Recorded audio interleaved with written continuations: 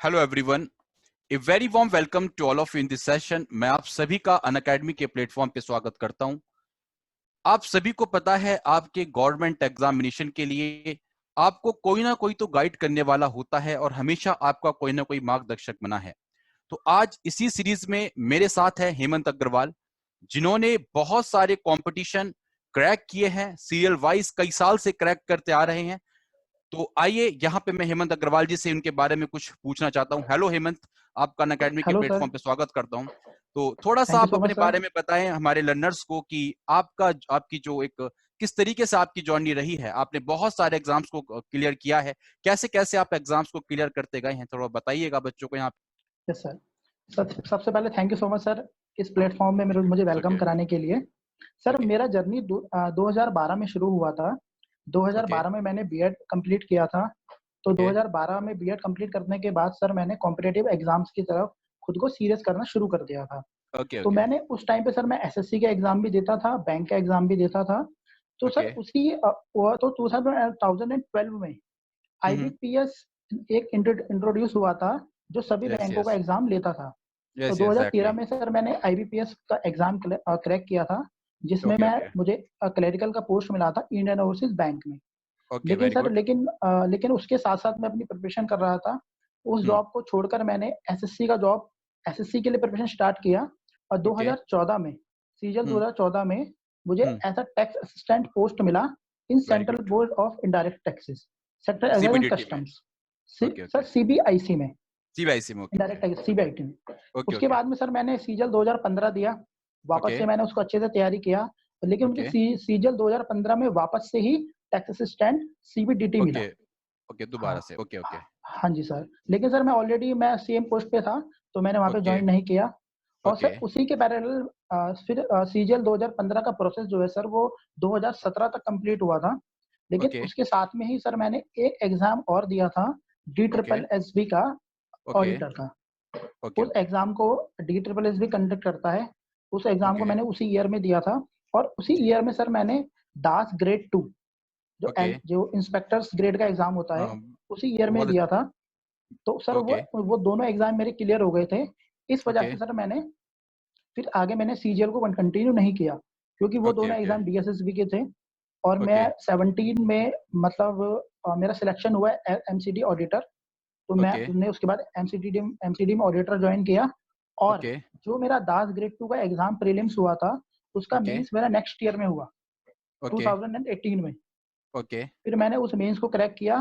उस मेंस को crack okay करने के बाद 2019 में मेरा रिजल्ट आया, जिस जी जिस रिजल्ट में मैंने ऑल इंडिया रैंक 27 सिक्योर किया।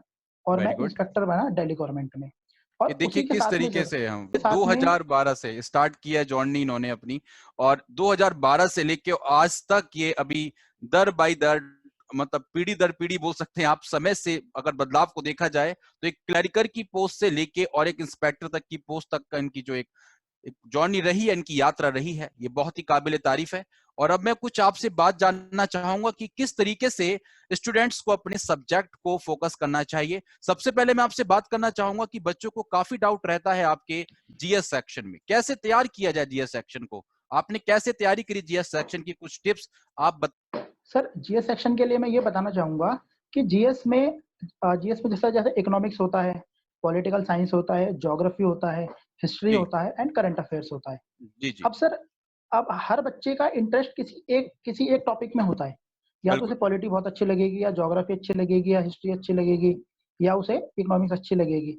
लेकिन सर हमें सभी के अंदर बैलेंस बनाना है। तो ओके इसके लिए सबसे बेस्ट क्या है सर, असल मोस्टली हमारे साथ क्या होता है, जो चीजें हमने बचपन में देखी होती हैं, हमें बिल्कुल उनमें इंटरेस्ट आता है।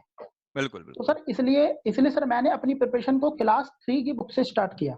वेरी गुड क्लास 3 की एसएसटी की बुक से, क्योंकि उस बुक में हर चीजें बहुत ही कंसाइज वे में दी हुई है, जो मैंने अपने बचपन में पढ़ी थी, जब उस एग्जैक्टली बचपन में जब हमें पढ़ने में अच्छा लगता था।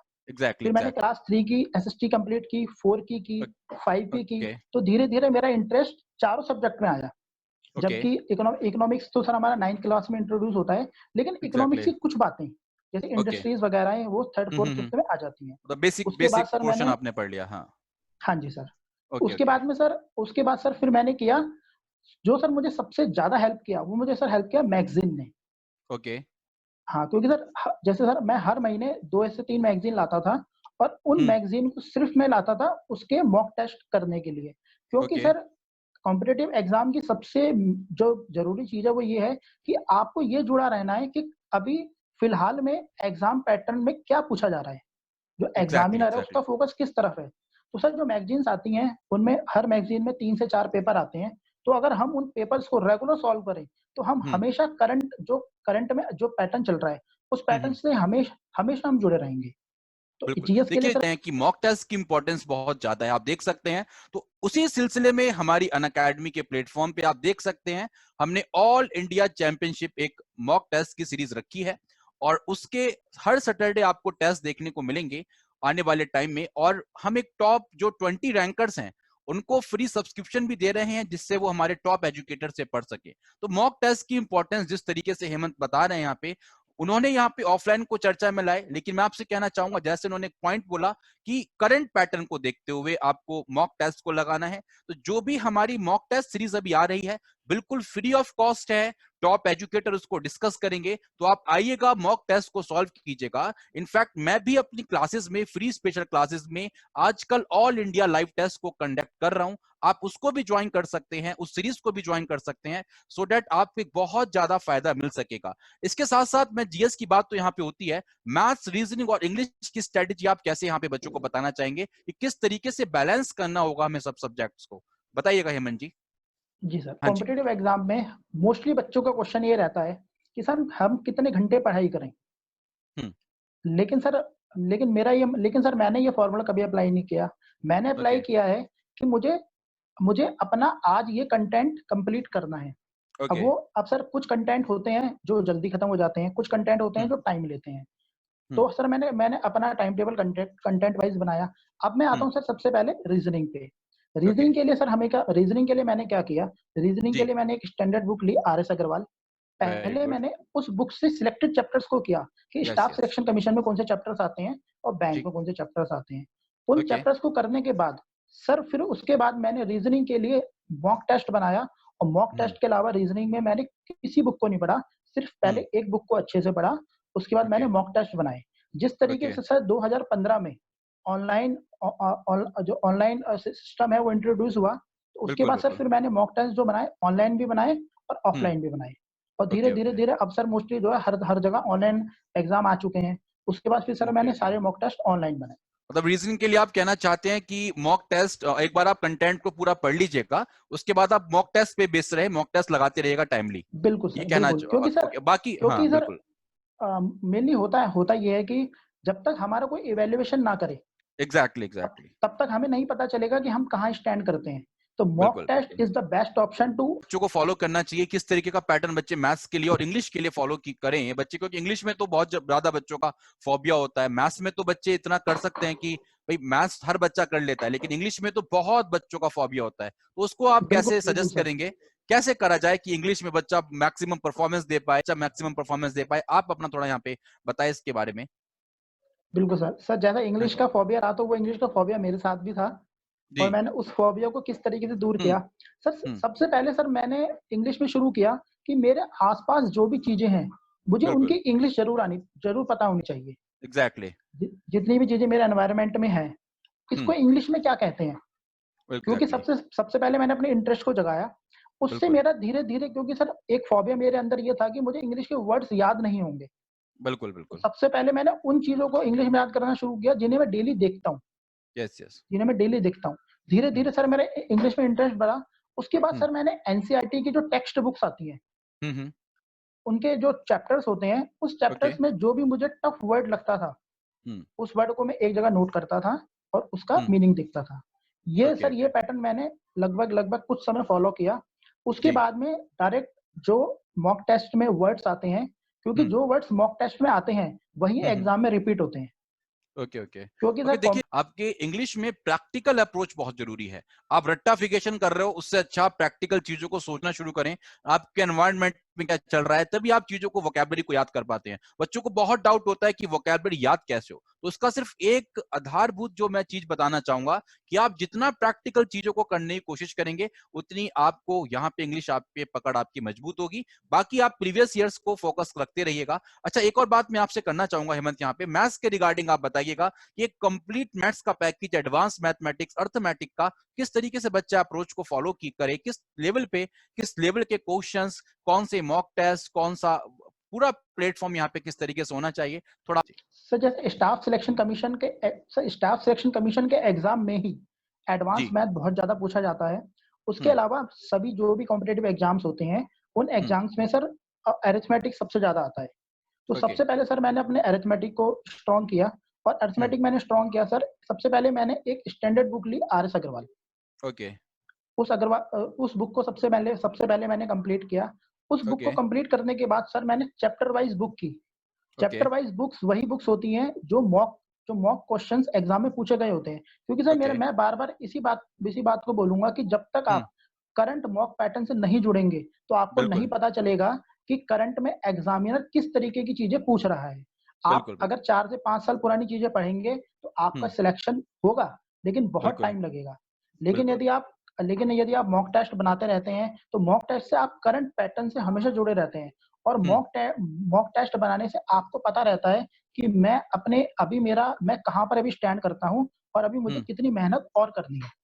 अच्छा, एक और बात और यहाँ पे मैं हेमंत आपसे करना चाहूंगा कि आजकल हम देखते हैं कि हमारी साइट पे, जैसे हम अभी एग्जाम सीरीज को लेके आ रहे हैं मॉक टेस्ट की, तो हमने मोस्टली फोकस किया है कि हम मोस्ट एक्सपेक्टेड, मोस्ट इंपॉर्टेंट और प्रीवियस ईयर क्वेश्चंस पे फोकस रखें। तो प्रीवियस ईयर क्वेश्चंस क्या बच्चों के लिए हेल्प करते हैं? प्रीवियस ईयर क्वेश्चंस पेपर में कितने परसेंट का अगर दावा किया जाए, तो उतना परसेंट रेशियो जो है प्रीवियस ईयर क्वेश्चंस का आपको देखने को मिलता है आपके एग्जामिनेशन में। हाँ जी हेमंत जी। सर कॉम्पिटिटिव एग्जामिनेशंस में यदि आपने प्रीवियस ईयर क्वेश्चंस अच्छे से किए हुए हैं, तो जी। आपको 50% पेपर पता है कि क्या आने वाला है। Very exactly. क्योंकि कॉम्पिटिटिव एग्जाम एक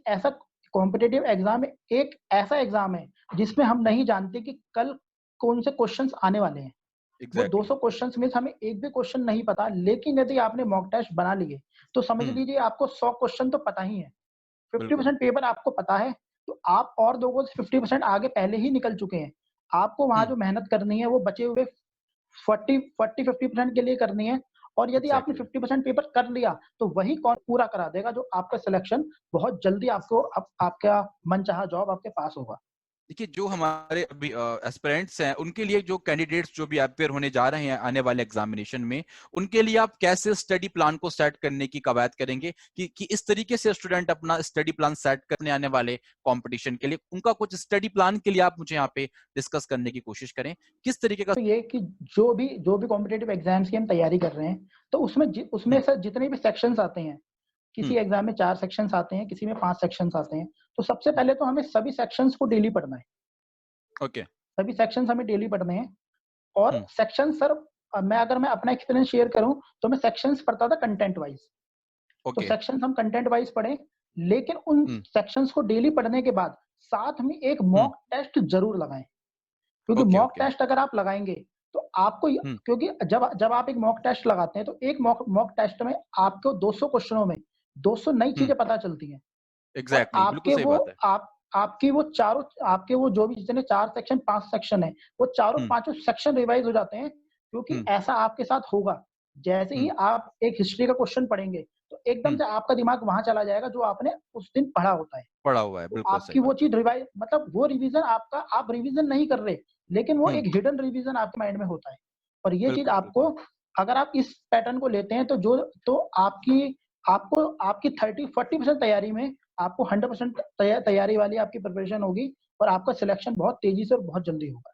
देखिए, जिस तरीके से हेमंत से बातचीत करने से अगर मैं एक सार निकालना चाहूं, एक कंक्लूजन निकालना चाहूं इस वार्तालाप का, तो एक बात तो समझ में आ रही है कि मॉक टेस्ट की हेलो लर्नर, क्या आपका भी सपना है एसएससी एग्जाम्स क्रैक करने का?